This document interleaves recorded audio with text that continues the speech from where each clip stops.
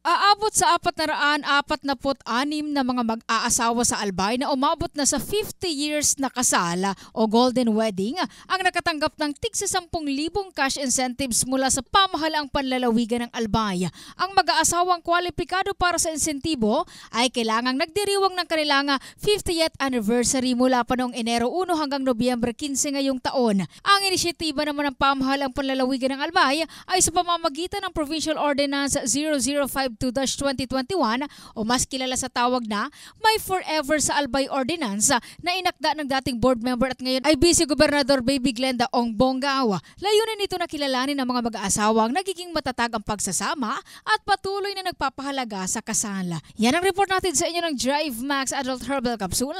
Lalaking laging umaangat. Ito si Brigada Julie Rodriguez Beliena. In the heart of changing lives ang Brigada News FM Philippines, the Music and News Authority.